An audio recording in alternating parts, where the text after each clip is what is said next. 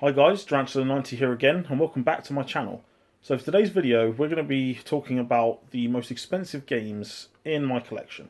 So I'm going to be showcasing those to you. They're basically just the ones that I've spent the most money on since I started my retro journey back in January last year. So without further ado, let's take a look. Nice. So the first thing I'm going to show off is a couple of things that I picked up from the car boot sale I went to yesterday. The car boot sale that I go to is really good. It's really big, and it's always worth going. Like the first time I went in a while, after they were allowed to reopen. I didn't get anything really, and then the following week, I think I saw like a couple of nice Star Wars prints, like really big Star Wars prints, and I second guessed it because I thought there maybe. I only had like a certain amount of cash on me at the time, so I kind of said to myself, well, if they're too much, then I won't be able to get them. But then my mum was like, oh, I can pay her back. I'll transfer her the money. But then by the time we got back round, they'd gone. But for what they were, they were definitely worth picking up for anyone who's into that kind of stuff.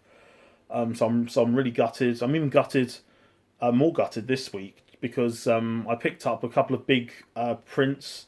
They're going to go on my walls in my flat, as well as like, what have I got? I've got 3 other prints as well, along with a novelty mirror and another little framed picture that's going to go up on my walls.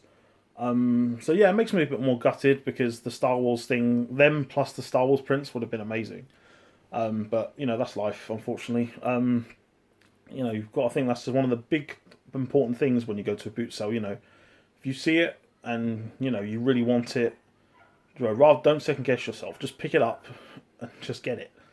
And so that's it for those. I did pick up a couple of other things. I picked up a couple of random things. The woman only wanted 30p for both. And so the first thing is a Final Fantasy VIII poster. I saw it, I saw this kind of corner of it at the corner of my eye, and I was like, okay. And then I saw the next item as well, and it was just like, I said, oh, how much for those? And she kind of looked at me like, oh, I don't really know what they are, kind of thing. So it's like, oh, 30p? It's like, okay, sure. Yeah, I'm definitely happy about that. And then the other thing I got was like a Gamecube notepad.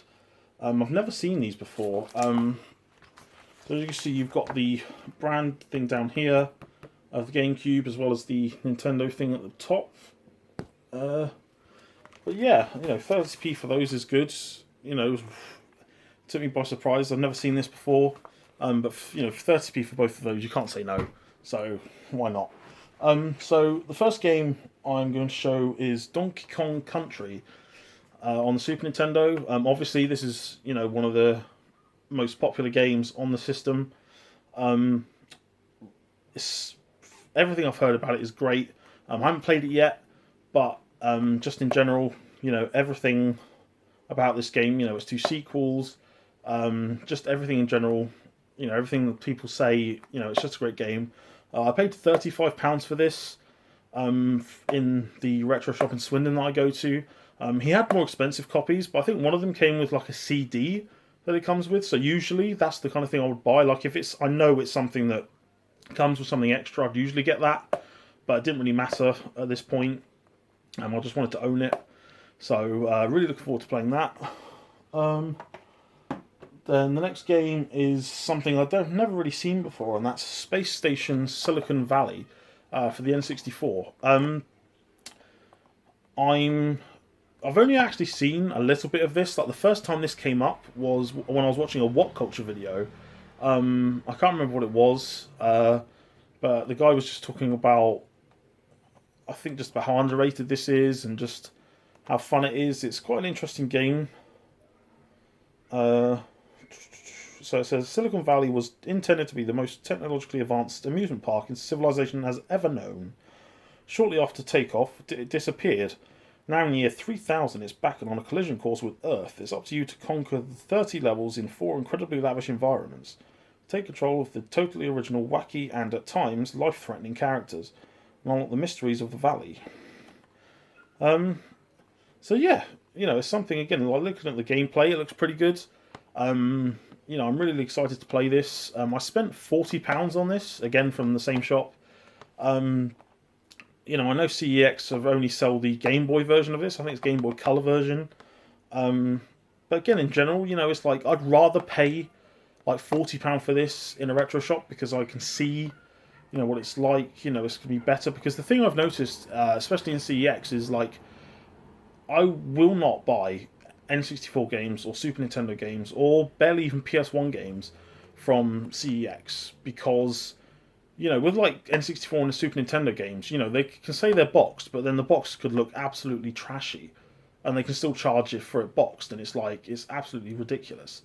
Like back when Crash Team Racing the remaster was announced, like, you know, Crash Team Racing was about £32 at that time when all the hype was there, and I remember buying a copy, and it's like the guy took it out of the window in the CEX that I was in, and you know the case was broken. You know, the front part wasn't even on, and it's like, you know, how can you charge boxed for that when it's like the thing's coming off? You know, the thing's off. It's just like, well, how can you ask to pay that much money? You know, the only reason I bought it was because I had replacement cases at home anyway. But it's just like, you know, it's so annoying. You know, where you go, especially when you're traveling, because that was a Kex I travelled a distance to get to, because there was the closest place that had it. So it's like, you know, it's really disappointing when that happens. But, you know, again, that's just that. That's why I just don't buy those kind of games from them anymore. But yeah, really excited about playing this. You know, I missed a lot of stuff on the N64 and the Super Nintendo, so this is definitely going to be the kind of stuff I'm into. Next is going to be Pokemon Stadium. Obviously, if you had an N64, it's more than likely you had this as well. It's an absolutely incredible game, as everybody knows. I only completed it for the first time last year. You know, when you get to battle Mewtwo in the end, which was really cool. But no, like all in all, like I paid £32 for this in Kex without the manual, and then I bought a manual off eBay for like £7, so it's like £39 all in for this, which was crazy really, because it's like, you know, it was kind of like, oh well, because I don't normally buy things without the manual, and I kind of really took a risk with buying this without the manual, and so the only one I could find on eBay, the only manual I could find on eBay was a bidding one, and I just watched it continuously and just bid on it at the last minute like I usually do for things, and it came up, and so it was a bit more than I wanted to pay really, but again, you know, for a complete copy, it's definitely worth getting. Then I've got Banjo Kazooie, everyone's favourite guy. This again, like something that I really regret that I never got to play as a kid. You know, for me, the N64 was kind of like Pokemon Snap, Pokemon Stadium, and that was really it. You know, there wasn't really anything else on the N64 that I really played. But no, this is something I'm really, really looking forward to play. I spent £45 on this. As you can see, if you can see, you know, the box is in really good shape. I need to get more of these protectors as well for the other games that I've got. But I mean, it's condition, it's got the manual, it's the inserts in good condition. It's really cool. But again, I'd rather pay that for a copy like this than just go into Kex and do a bit of a roulette to see if I can even get a good copy. Moving on to the PS1, I've got the Alundra games. Now these are games I've been looking for a while, and I think I spent like £55 in total for both of these. You know, it's a game that, again, like I've only really found out about it over the last kind of few months, and you know, it's one of those games where it's hard to kind of pick up, it's hard to find, but I'm really excited for these. You know, I think that's always the point for me, is like I'm so excited to play them, but then it's like it takes a while for me to even get round to them. So it's just a case of, you know, just getting through the backlog and getting around to it. But no, these are I'm really excited about. We've also got Grandia on the PS1. A really good RPG from what I've heard. There is a second one, but I don't think it was as like well received as the first one. But from what I understand, this is amazing. A lot of people like it. A lot of people have been adding it to their collection, so definitely happy about that. And I've got Stubs The Zombie on the original Xbox. So this came out a while ago, obviously, but it's definitely like a hidden gem, I think, because it's like a lot of people. There's a lot of people that I've spoken to that still don't know about this game. It's I think I paid about £30 for it. Kex sell it for now. CEX sell it for now like £45, I think. But no, it's definitely a very unique game. You play as Stubs the Zombie, and you just go around. You can turn people into the zombies. To help you as you go through the levels. You can your limbs as time goes on, your limbs and you have other abilities you can use against people. But the only thing I don't like about this is just obviously because you're a zombie, you don't move that fast. So sometimes it's a bit dragging. Especially when you get onto a level where there's you're on a farmland and it's there's a cornfield and you get up to this big kind of field area and you can't do anything but just walk and it feels like it takes forever. And especially when it's levels where people are shooting at you and it's just you can't do anything. There's no space to kind of hide behind anything or anything like that.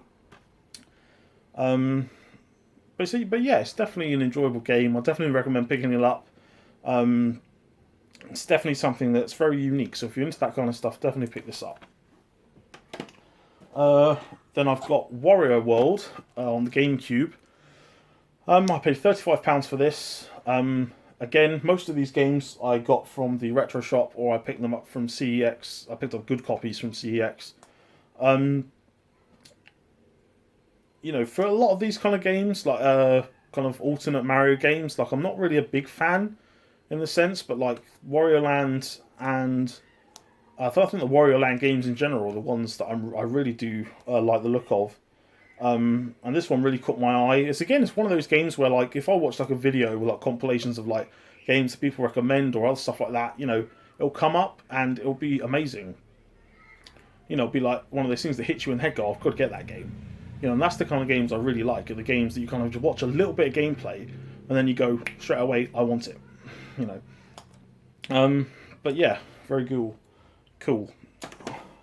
And then last but not least is the game that I probably spent the most on and that's price has just shot up since I bought it, and that is Pokemon XD Gale of Darkness. So back in February 2019 I bought this. I bought it for £65 from CEX, and now in CEX it is £100. Now I know that's not a lot in comparison to say, I don't know, Panzer Dragoon Saga or Castlevania Symphony of the Night, or even the Punisher game on the Mega Drive, but for me, this is the most expensive game in my collection, the most I've spent money on. It's always been times where I've said to myself, now I've played it, I'll just trade it in because it's £70 store credit, and that could go along, get a lot of other things that I want. But then it comes down to the fact of, do I really want to get rid of it? Because if it's £100 now, how much is it going to be, if when it ever gets down to a point in a couple of years' time or something where I want to play it again, I'm really hyped to play it again, but it's now at a price where it's I should have kept it. Because I like the idea of spending money on games that I haven't yet played. Whereas going back and buying games that I have played, especially with the price tag like this, to me it's just not worth it. I definitely recommend it. For those of you who've played Pokemon Colosseum, I've definitely played more of Pokemon Colosseum than this. It wasn't until a couple of years ago that I didn't even know that this game existed. But no, it's really, really crazy. It's definitely very different. Some of the locations are the same, but it's still very different to the original one, which is really cool. But no, it's definitely worth a play if you haven't played it. But again, it's definitely a very unique game as it is, and yeah, in regards to what I said, I'm still going to hold on to it, as no matter how much the trade-in is tempting. So that's it for the most expensive games in my collection. There are other ones like the Pokemon Game Boy games and like the Game Boy player for the Gamecube, but I already showed them in my previous videos, so there's no real point in me showing them to you again.